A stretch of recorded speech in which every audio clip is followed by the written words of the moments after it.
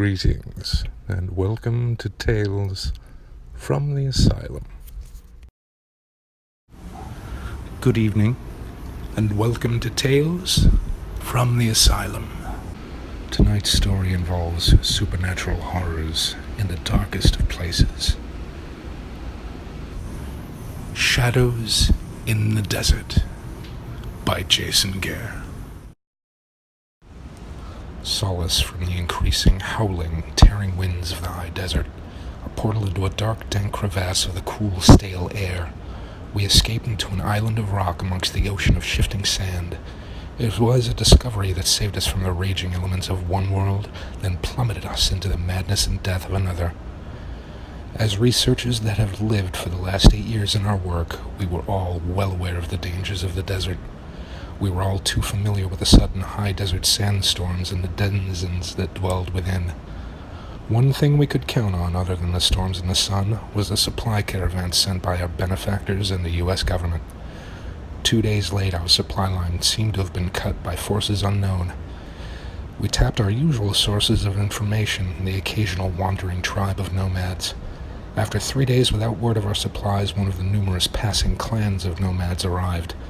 During the trading and normal exchange of knowledge, the nomads were queried directly about any news of our missing supply caravan.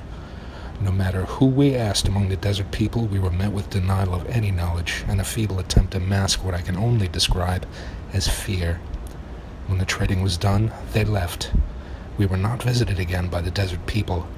The cold, hard reality set in that we were all truly alone in the desert waste.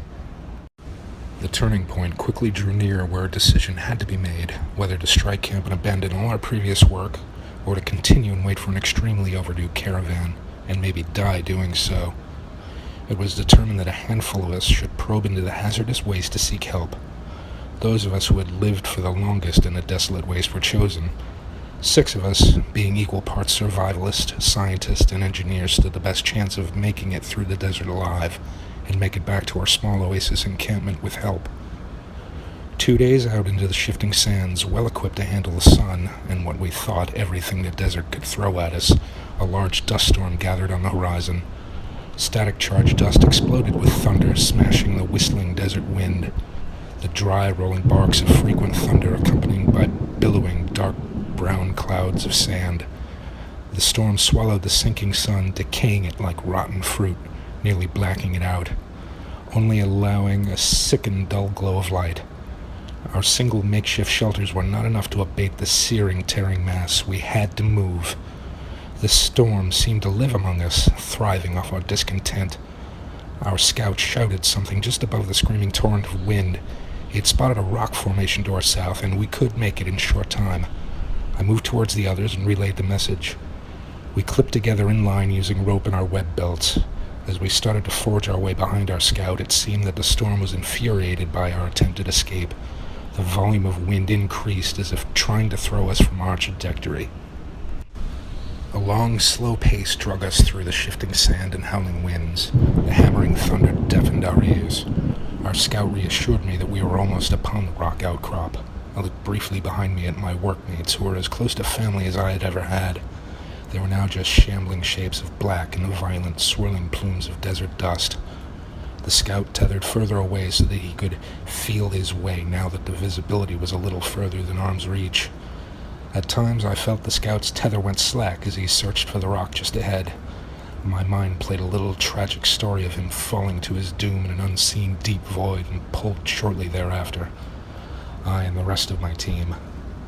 Finally, the slack tether of the scout line and a hand in mine led me to a rough, solid wall.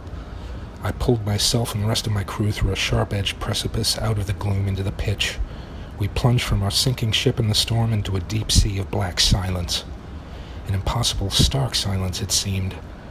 We were all just a few steps within. There existed such an absence of sound. It seemed we were the only evidence that there existed. A storm. We brought sand and sound. One by one, we pulled out and switched on our flashlights. I had to shake and pound the sand from mine before it would light.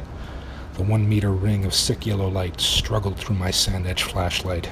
It didn't beat back much of encroaching darkness. The shape of the crevasse, now unmasked by the light, revealed it to be a precise-cut rectangular landing.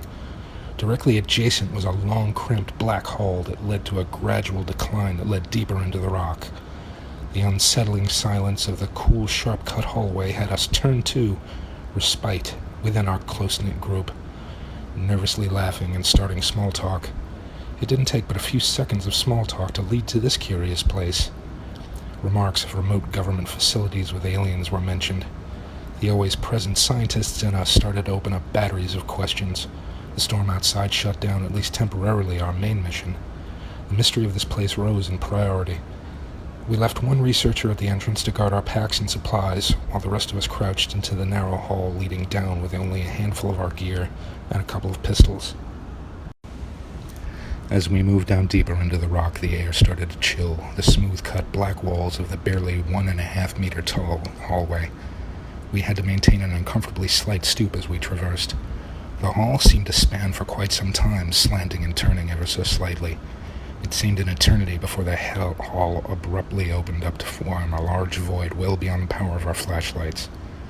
The blackness of the void seemed to be leaching the photons from the bulbs. The floor was smooth and finished, as were the walls. Very faint echoes escaped the void, hinting at the prodigiousness of this colossal cavity. Making sure we had sturdy footing, we started out into the void, following the right side wall. Determination to seek the purpose of this void and maybe find a water source, which the dank air promised, led us on. As we walked, my mind wandered with the stark silence and the darkness, the void which started to play tricks on my mind, forming dark shapes in the void, curling and swaying just beyond the light's reach. The long, smooth, curved walls seemed to go on forever without a break. I briefly stopped to turn to my colleagues for a reassuring check of our ranks. Realization as black and cold as the void itself formed in my stomach. We were one man short. We called out into the void and frantically discussed what had been the last time we heard or spoke to our friend. When was the last time we saw his light? We were only a few paces from each other. Where the hell could he have gone? I drew my pistol and started back the way we came, calling out his name at the top of my lungs. They were just baffled and absorbed by the void. Waves of goose flesh carried up my back to my neck. No return on our beckoning, just the same stark silence we had come to know. Hurriedly now, my pace quickened, as did my hammering heartbeat. We desperately searched the hallway gloom with our lights. An eternity seemed to pass as we realized we should have made the hall entrance by now. I turned to my team and verified with them the amount of time we had traveled into the void. As they spoke to me, I noticed that their skin had a slight gray translucency to it. Was this dismal place playing tricks on my mind? Our collective skins had darkened to bronze over the years in the desert, and now my colleagues looked sickly and anemic. We needed to get the hell out of this abyss now. Almost at a run, we would occasionally yell out our friend's name. 1,000 explanations of the disappearance raced through my mind, and nothing fit. He was a good, logical man. He wouldn't have left from the group into this place alone. As my eyes made out the black obelisk that was our exit, I dropped my flashlight and it clattered across the smooth ebon floor, then rolled not 3 meters away from the wall. The weak light was snuffed out by the pitch. I looked back just in time to see the last in our march in order turn gray and silently float up into the gloom. A stifled scream erupted from the next in line, who looked at the same time as I. There suddenly appeared to be a thick tendril of black smoke wrapped around her neck, just barely visible in the dim of 2 flashlights with my fear-frozen colleagues. Abruptly, the tendril pulled her into the black void above. Without a thought, I fired 4 shots from my pistol into the black. The muffled gunshots only resulted in the last of my team being plucked from their feet and carried above my head. A flood of anguish came over me, a suffocating blanket of dread wrapped around me. As the last flashlight that was dropped was quickly snuffed by the darkness, I turned and escaped into the black hall. I was unconsciously using my hands as guides back up along the pitched wall, waiting for the end. I felt the cold grip of the void at every second, every heartbeat, and every step. I waited for a black, horrible end. A dim, sickly light increased in size with every frantic step. Was it the end of the hall? Or was it my soul being drawn from this world into another? I broke the top of the hall at full gait. I burst through the opening into darkness. My eyes fluttered open to a dry, black world, a fraction of the dark where my family met the horrible end. My withering mind just barely made out the Milky Way. My eyes almost hurt from the light of the bright stars of the cloudless, moonless desert sky. Within a moment of attaining my freedom, my heavy eyelids shut as I plunged back into void.